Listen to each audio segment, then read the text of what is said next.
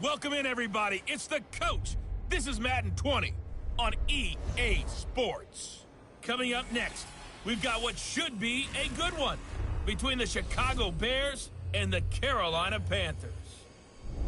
With that, let's get up to Charlotte. Standing by, our broadcast team, Brandon Godden and Charles Davis. EA Sports coverage of the NFL takes us to the Carolinas and Bank of America Stadium here in Uptown Charlotte. The scene a few moments ago, here it is. It's unlike any other in sport as both teams made their way out of the tunnel. These folks are fired up as their guys are ready to do battle between the Chicago Bears and the Carolina Panthers.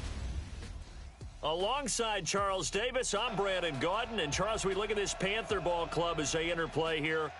You have to wonder where their heads are at as they come in winless on the year at 0-10. I think a lot of people expect rebuilding years to occur, but I don't think people expect to go 0 for the season in terms of wins. Meanwhile, for our visitors, the Bears, they were winners last time out, so they'll be looking, Charles, to make it 2 in a row. And what I enjoyed when I watched their game tape and their victory last week is they put it together in every phase. Good offense, good defense, and some key plays on special teams. Let's see if they can get that second win in a row. This fielded a few yards into the end zone. And no run back here. This will be a touchback, and it comes out to the 25-yard line. So here are the Bears.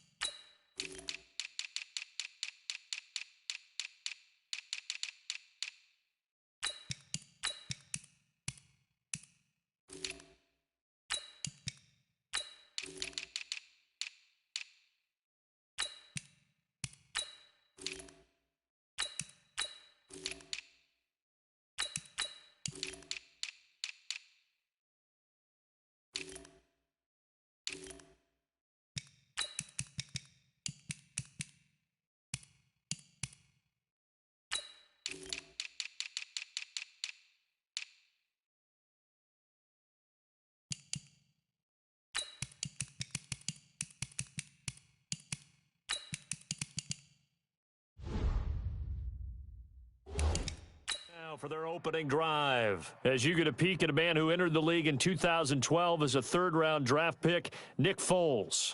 Well, he did go 2-2 in the last ball game. Well, actually, he went 2-2-1, with the 1 being the victory. Yeah. That's the bottom line there. But wasn't it funny at practice? He threw one when we were watching, threw an interception, and the defense got on him a little bit, good-naturedly. But they're letting him know, you got to cut down those interceptions. We can't bail you out all the time. Yeah, 2 touchdowns, 2 picks. But as you said, they got the win in that effort last week. 14 yards there on the first play from scrimmage. So from the 39 now, they'll come up on a 1st and 10.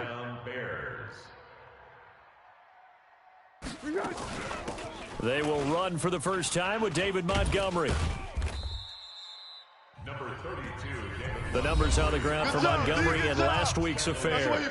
20 carries, 75 yards. And I'm eager to see how they deploy him in this game. Last week, a heavy workload. Do they decide to bring that down a little bit and try and keep him fresh? Or do they say, guess what? He's locked in. Keep handing him the football. And he'll get it out to midfield. Let's see, yeah, they'll spot it right at midfield at the 50.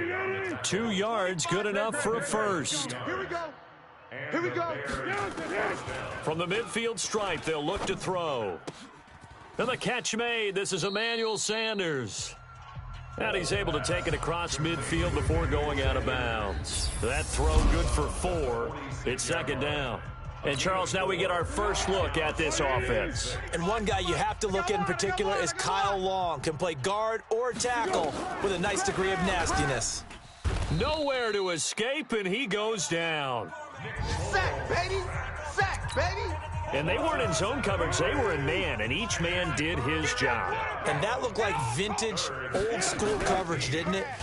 Under pressure again, and down he goes again. Brian Burns, he's the one to get him, and that is sack number 7 for him on the year.